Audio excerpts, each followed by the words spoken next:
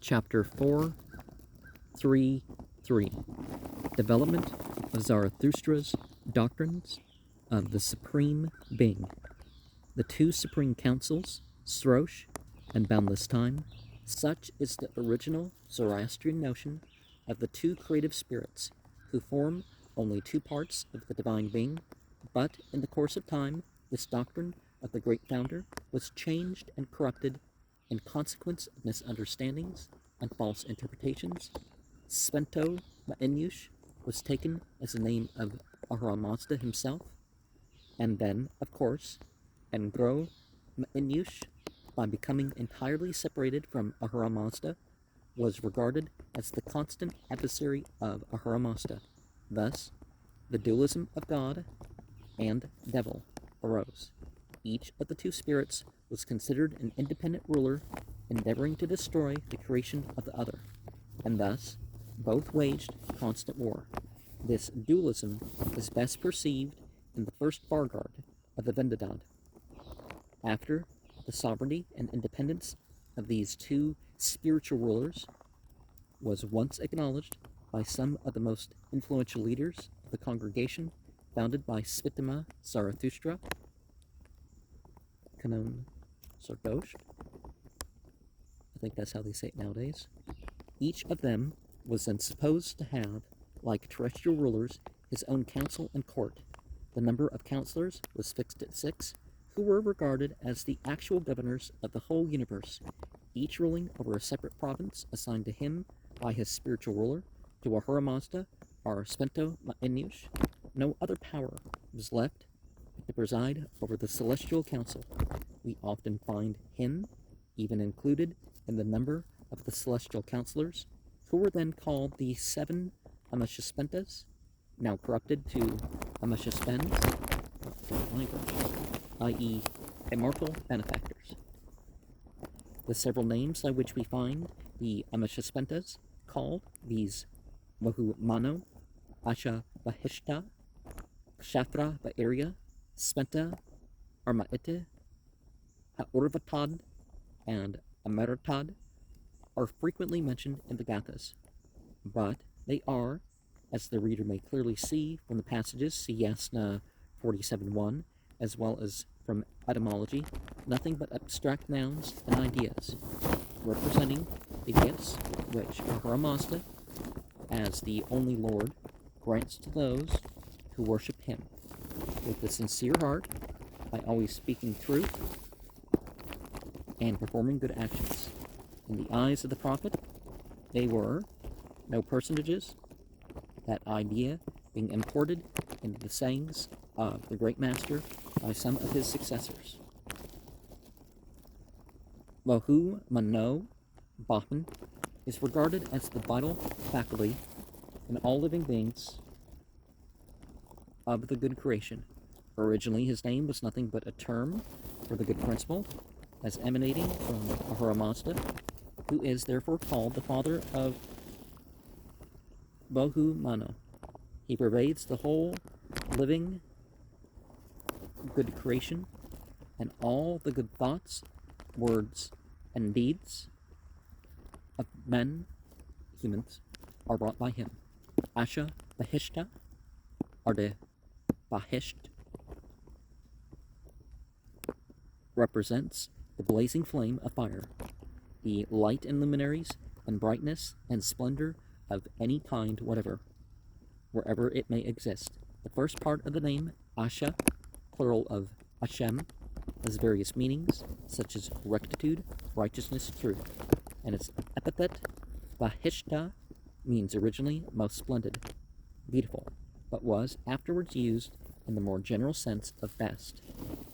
Light being of the nature of Ahura Mazda, and being believed to pervade the whole good creation, Asha Bahishta represents the omnipresence of the divine being, light maintaining the vitality of the whole creation, animate and inanimate, and being the cause of all growth. Asha Bahishta is the preserver of all life, and all that is good. He represents, in this respect, God's providence. Kshatra Ba'irya Shahravar, presides over metals and is the giver of wealth. His name means simply possession, wealth. Afterwards, it was applied to metal and money. Wealth is considered as a gift from Ahura Mazda. Spenta Armaite Spendarmad are Ispendarmad. The bountiful Armaite represents the earth. The original meaning of Armaite, as we have seen above, see page 274, we are on page 306. However, is devotion, obedience. She represents the pious and obedient heart of the true worshiper of Ahura Mazda, who serves God alone, with body and soul. When the name is applied to the earth, it means that she is the servant of men who, if well treated, i.e. cultivated, will yield abundance of food. Ha'urvatad and Ameratad, Kordad and Amardad preside over vegetation and produce all kinds of fruits, but this is very likely not their original meaning. As the names indicate, Ha'urvatad means completeness, health, and Ameratad, immortality. They represent the preservation of the original uncorrupted state of the good creation, and its remaining in the same condition as that in which it was created by God. They are generally both mentioned together and express, therefore, a single compound idea. Quite separate from the celestial council stands Srosh, who is, however, regarded as an archangel vested with very high powers, while the Ameshaspentas in Zarathustra's eyes represented nothing but the qualities and gifts of Ahura Mazda. Srosh seems to have been considered by him as a personality. He is the angel who stands between God and man, the great teacher of the religion,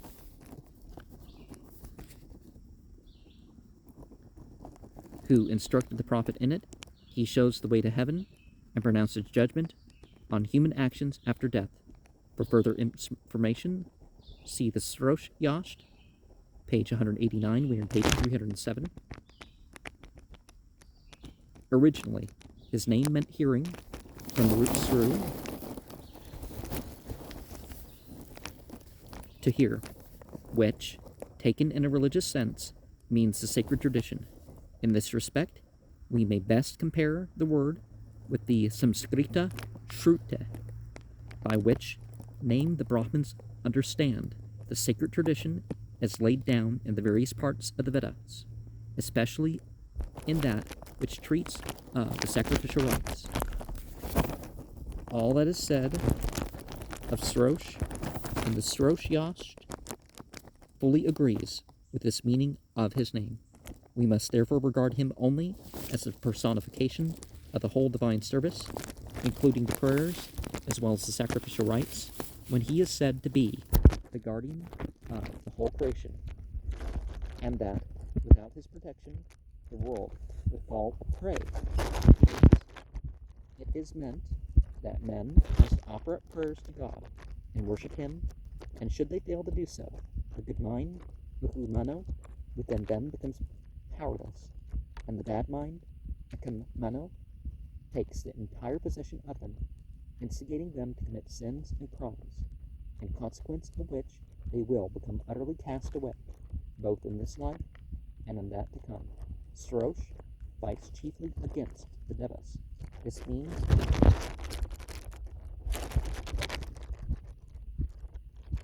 that the Zoroastrian divine service is destined to counterbalance the mischief which the Indian Devas are supposed to be doing for the good creation. Like the Ahura Mazda, his adversary, Angroma Inyush, was in latter times supposed to be also surrounded by a council. This idea is completely foreign to the older texts, and is evidently only an imitation of the celestial council. The number of counselors in the infernal kingdom was likewise fixed at 6, not in the Avesta text, but only in the Bundahesh, who were called preeminently Devas and headed by Angro Inyush, who for this reason was called the Avanam, the Evo, or Archdemon, the first in rank after Angro Inyush, was Akameno, which means the evil mind, and is nothing but Zarathustra's philosophical term of the second principle, the non-reality. He produces all bad thoughts in men and makes them utter bad words and commit sins. His influence is checked by Vohumano, the good mind.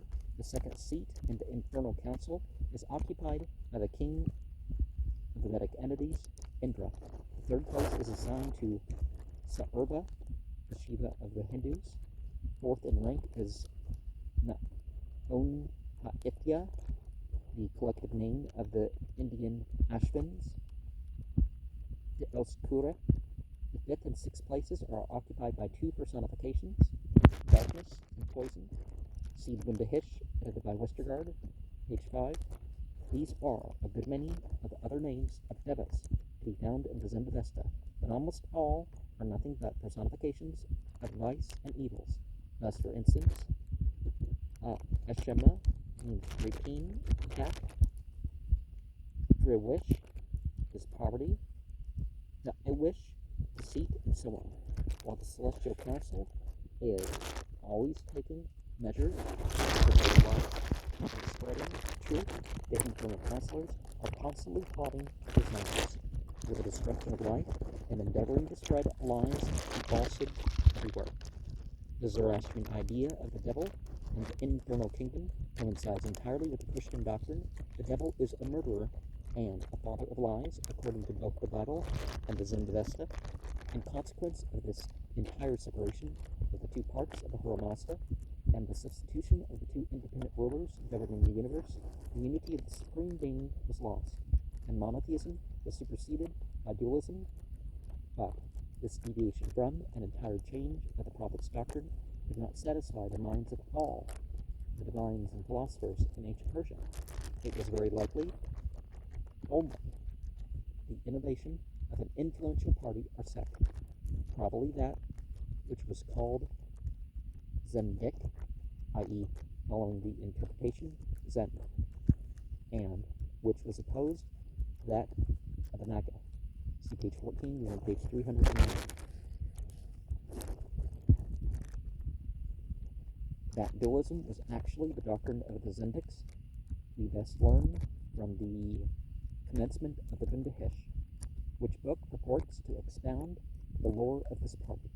The Maga seem to have clung to the prophet's doctrine of the unity of the Supreme Being, but to refute the heretical opinions of the Zendiks, which were founded on interpretations of passages from the sacred text, a new and fresh proof of the unity of the Supreme Being was required. This was found in the term Zarvan Akarana, Boundless time, which we meet with occasionally in the Zendavesta. The chief passage, no doubt, was Vendadad 19.9. See page 24 and 254. We are page 359. But the interpretation for proving that Zarvan Akarana means Supreme Being, Adatun Aramasta, and Angro Mainush are said to have sprung, rests on a grammatical misunderstanding, as we have seen above, page 24, we are on page 309. This interpretation, however, must be very old. For all the present Dasturers believe in it as an incontrovertible fact that this doctrine, Zarvan Akarana, was commonly believed in Persia during the times of the Sasanians, may be distinctly seen from the reports above, page 12 to 14, here on page 310. The true meaning of the expression that the beneficent spirit made them in boundless time is that God, Ahura Mazda, is from eternity self-existing, neither born nor created. Only an eternal being can be independent of the bounds of time, to which all mortals are subject.